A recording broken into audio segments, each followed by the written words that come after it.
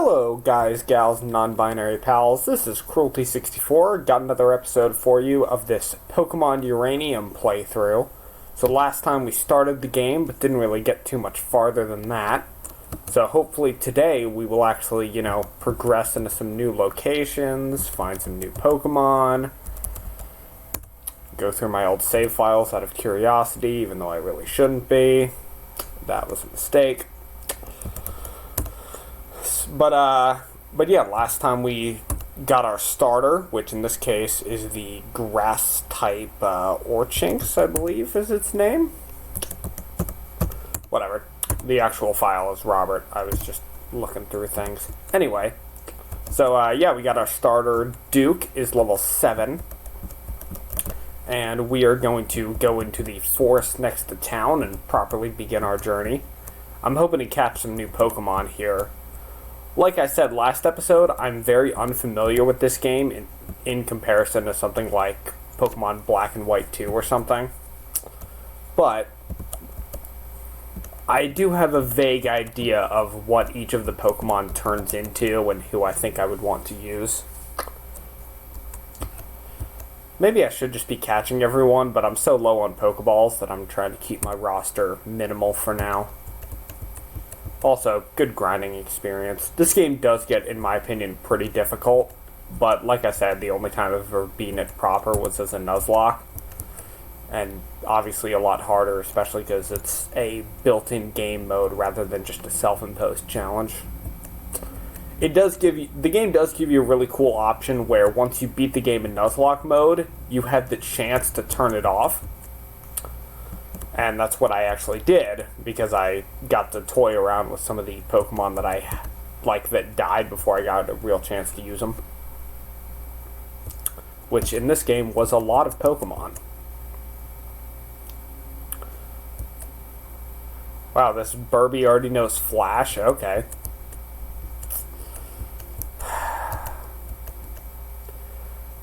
At least Flash and Defog when you're a kid, you tend to think they're like the worst HMs, even worse than Cut, because at least Cut does damage. But lowering your opponent's accuracy is really useful. Oh, I should have known this person was going to fight me. Last Lynette. She's got an Ow-10. I'm trying to remember. I feel like Ow-10 is a 2-stage evolution. I know it's normal flying type, at least. Just like Burby. Like I said, not as familiar. The red eyes, though, are kind of a cool touch. Get it? It's like an owl and a kitten. Therefore, it's Ow-10.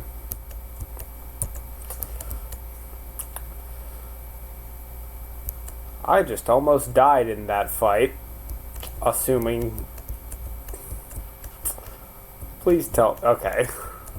Time to go back and heal, because I'm too money conscious to just use up the potions that I have. That's very typical me.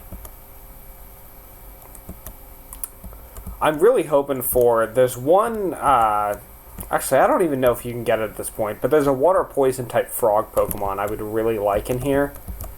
But now that I think about it, I don't even know if you can get it without a fishing rod.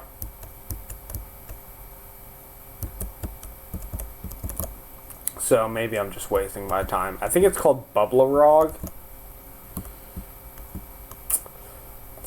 It's a lot easier in general to pick out how the naming conventions for Pokemon in this game came about. Which isn't a bad thing. It's just kind of interesting to me. We got some berry trees here. That's nice. I ought to give one to my starter just to be safe, considering how frequently I keep almost dying. You know what's funny? In a lot of Pokemon games, people tend to consider the grass starter the quote-unquote easy mode out of the three. Specifically in Generation 1, where the gyms are typed in such a way so that your grass-type starter basically has the edge in the first 3. But one of the problems with grass types, for the most part, is they're weak to flying. And there are flying types early game in pretty much every Pokemon game. Also bugs, so I wouldn't usually consider it as easy. Bulbasaur is kind of an exception because of poison that negates the bug weakness, but you're still going to get hit hard by any Pidgey with a gust or every single Spearow because they all know Peck early game. I think Chinmonk actually becomes like a normal electric type once it evolves. I don't care. Most I'd catch it for is to be using HMs for me, but in this game that's kind of a non-factor. If I am going to catch any... Oh, wait. Is this the guy with the fishing rod?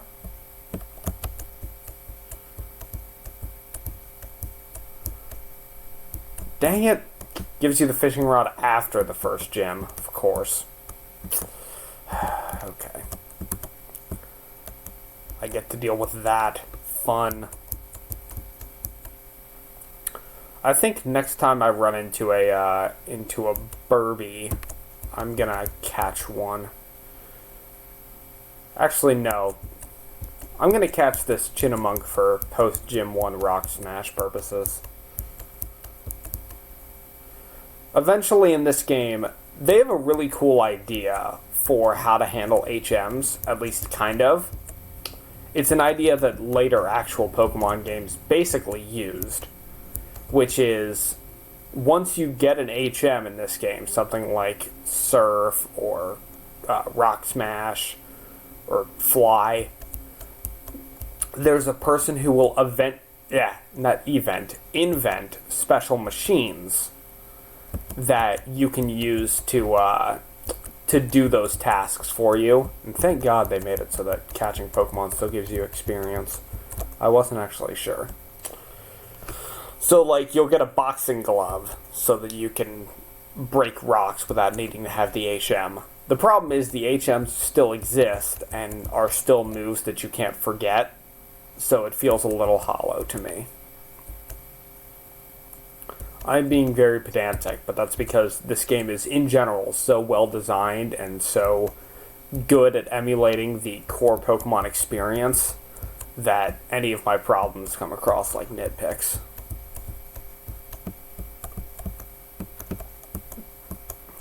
Maybe Bubblerog is the evolution, not the first form, because I think it's Forthog that you just mentioned. I'm not going to fight a level 2, that's not worth my time.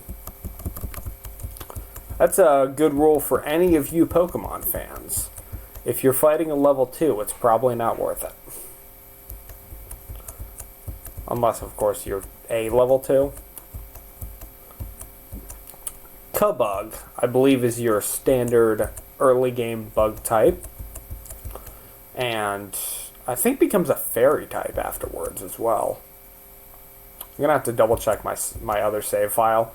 I might actually start playing that save file I mentioned last time that's incomplete with the Firestarter, just to like get a refresher on some of the Pokemon I have used, some of them I haven't, some of the types and such. But I do like going in somewhat blind. I guess comparatively blind. Maybe that's the right word.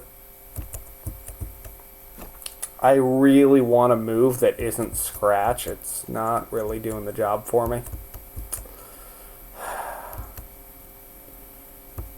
Oh, yeah, right. I did give that Oranberry earlier. Guess it already paid off. I am still going to have to figure out what kind of nuke-based pun I'm going to use for the title of this episode. Last episode was titled The Nuked Files, which was a double reference because it was referencing the fact that I was starting a new file, had some of my old files on screen, I believe, but also it's a reference to a expansion of the game Duke Nukem 3D made by Sunstorm Interactive. Okay, I think this kid actually has that water frog that I want. Yeah. See, look at that cute old guy, Forthog. It's a tiny little poison frog, and I really hope that he doesn't have doesn't have liquid ooze. Poison Sting is fine. I'm part steel type. Okay, good. I'm safe. Let's put that in quotation marks.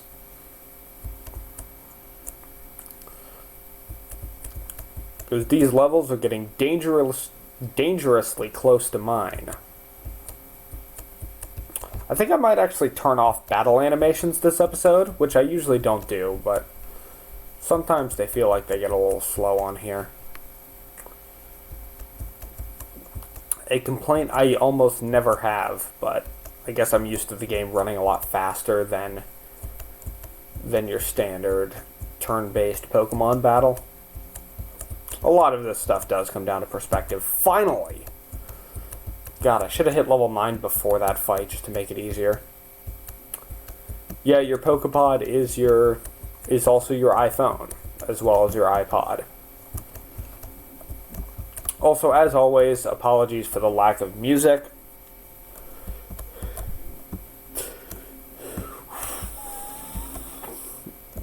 I do not have the proper ability to audio balance or sneeze. That second part's actually just a lie. Fun fact, this town actually does have a bicycle shop, but you need to find a certain item, I think it's like the lost wheel or something, in order to repair that bike and get it for yourself. It's kind of cool. But more importantly, for my purposes, is this has a Pokemon Center and a Pokemart, but even more so than that, it's got this trainer in the corner, and I can use him as grinding fodder because he will fight me forever and has a lot of money. I think he has like 3 Chinnamunk or something. Let's see, 2. Misinformation has been spread here. I'll get flagged for false ROM info. Alright, Chinnamunk is down. Chinnamunk number 1, I should say. I might not need too much time in this location, because usually I'd stay on this guy just grinding for a long time. I might do that like off screen or something. But I feel somewhat confident in my levels. That guy earlier was a 1 Pokemon trainer. Oh. Wait, does he have 4? No. I misread something. I thought he only had 2 Chinnamunks. But, lost my train of thought. Oh well. The trainer that we just fought with the Fortog, Fortog, only had a level 6, and he had 1 Pokemon. So it makes me think that like the game expects you to be around level 6 or 7. Let's do a quick chat with some of these folks here, just in case there's anything useful. This game does have online functionality in terms of like the ability to trade, I believe, with other people. A strange illness has been spreading through the Pokemon? Yeah, you're right. I gotta be careful for any fire types, or else I'm very, very, very doomed. I think the water type in this game is actually the most balanced because it doesn't have a quad weakness to something that you'll encounter really early. I don't even know if it has a double type at this point in the game. Like, is it electric yet? I don't know. I don't remember. So this place has the flower shop, the bike shed, a Pokemon Center, and a Pokemart. That's a lot of locations in one spot that a trainer needs.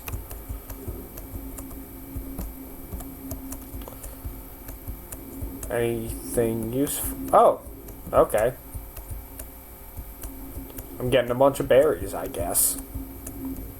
I am unfamiliar with all of these names. I've never actually been, like, that invested in pretty much anything involving berries. Like, if you asked me what does the tomato berry do or something, I would have no clue. Okay, that kid had a question mark name. Cool. Let's buy 10 Pokeballs, just to be safe. Always buy your Pokeballs in sets of 10, especially early game. I've got 4 potions. I'll buy 2 just in case. 2 more antidotes for the same reason. And everything else I should be fine on. Also, this is Kevlar Town. I wonder if they've got a vest for me. See, this is the bike repair shop specifically. So if you talk to this guy...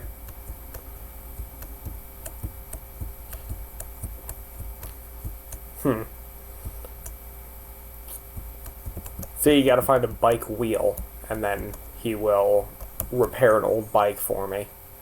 I guess for free, which means it's less of a shop and more of a exchange. Wow, that's really pedantic of me.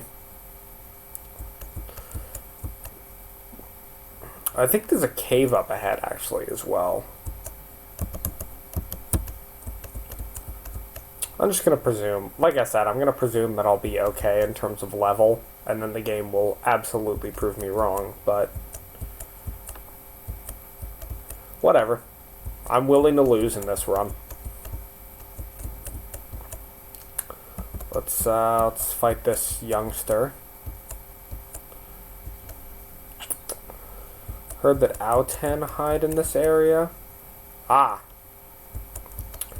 He's looking for an Outen despite having a, what I'm pretty sure is better, normal flying type. Weird flex, but okay. I really do want to get like a second proper party member in this episode, rather than a Pokemon I am relegating to Bidoof status.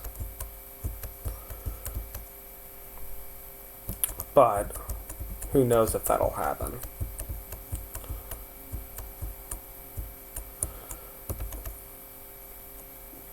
Also, yeah, maybe I will do that off-screen grinding. Already changing my mind on things. Just like the fact that I forgot to turn off battle animations. I'll do it next episode. Alright, so Chinamonk's down. Level 10. I feel like the gym leader is like 15 or something. Maybe I'm just being paranoid. Well, I guess we'll find out. Alright. So let's heal up real quick. And... we walk the plank with our eyes wide open. We walk the plank with our eyes wide open. We walk... Yep. I thought there was a hiker here.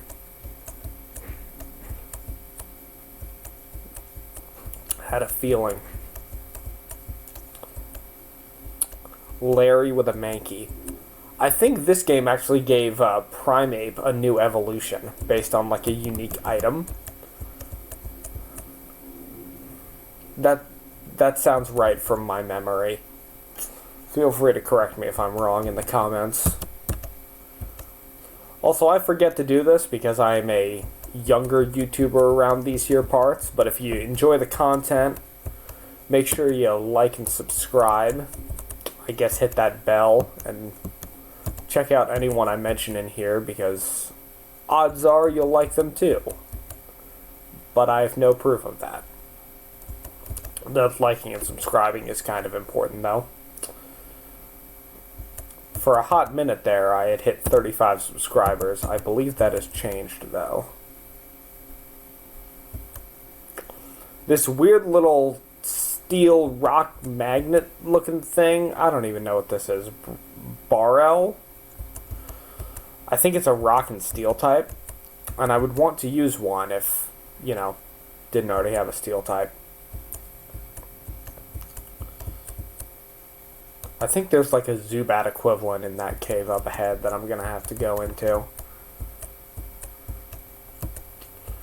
I have to go into it for basically the same reason that you have to go in a rock tunnel in Gen 1.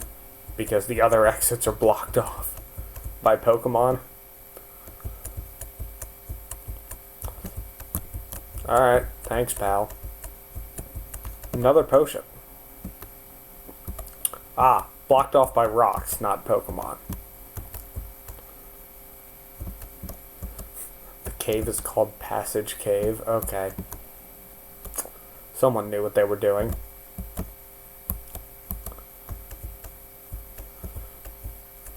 Interesting thing, I might be wrong about this.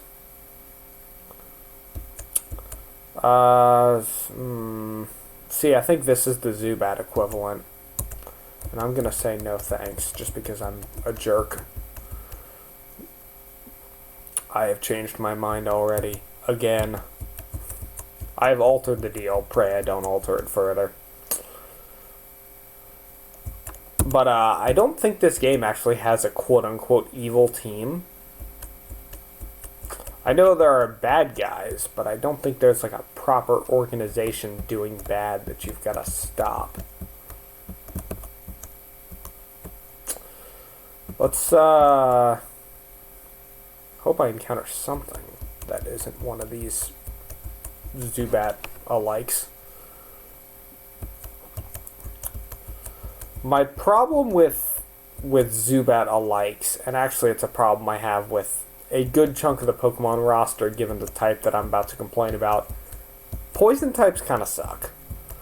Defensively, they're not terrible, but the problem is they don't really hit that hard for the most part.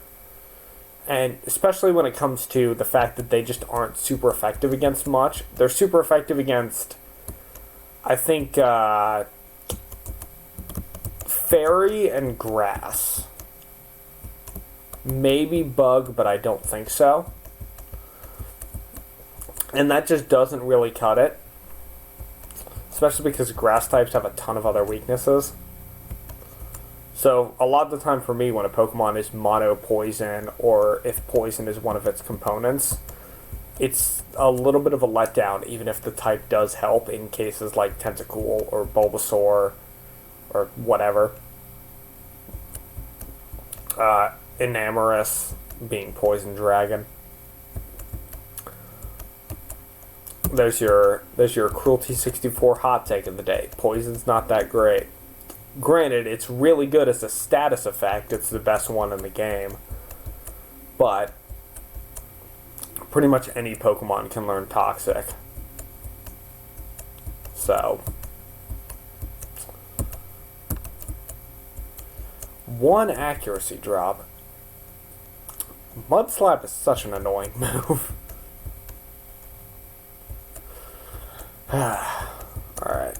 At least his health's still getting sapped by Leech Seed. Wow, twice in a row. Good work, Duke. I think this is a metaphor for that fact that Duke Nukem hasn't had a good video game since like 2005. Maybe it was earlier than that. Oh god. Well, at least he's level 11 now. In the double digits, he will likely stay for the rest of his life.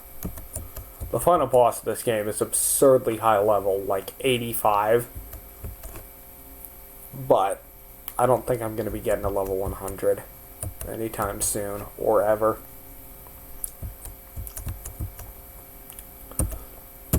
I have been having better luck with Leech Seed accuracy in this game, though, so far. Leech Seed pretty much always misses at the worst possible times, at least in my experience. But that's also the case with like any Pokemon move that doesn't have 100 accuracy. If it's got the slightest chance to miss for you, it will. That's why in that Genlock that I was doing, the best decision I ever could have made was giving my Abomasnow with Snow Warning Blizzard. Good times. Rest in peace, Aokiji. And Aokiji too. Actually, Aokiji lived. Aokiji 2 did not. That's kind of the whole point. I'm probably going to end the episode soon. Okay. Weird as this is about to sound, this is going to be a good place to end the episode. I'm going to catch this Dunsparce, and I'm going to use it. Which, for anyone who is familiar with Dunsparce, those words didn't make much sense. But, in case you might have picked up on, Dunsparce was given an evolution in this game. And I think it becomes a dragon. Which, normal dragon is still not that great. But, it's an evolution for Dunsparce. I gotta do it, okay? Alright, land snake. What should I name this thing? I don't really have like a proper naming theme going yet.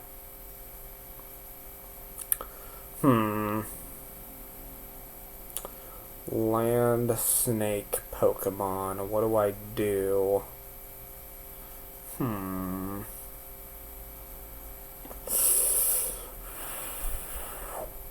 I do like how you actually like use the keyboard proper to type out names in this. It's cool. What are some names of like, I guess, dragons? Whatever. Sue me, I'm going back to my One Piece well. Alright, but in that case, I'm going to end the episode here. Probably going to be a short one, all things considered. But I hope you all enjoyed nonetheless, and next time we will continue our journey through the cave. And maybe even reach the first gym town. In fact, most likely reach the first gym town. So, hope to see you all there, and have a nice day.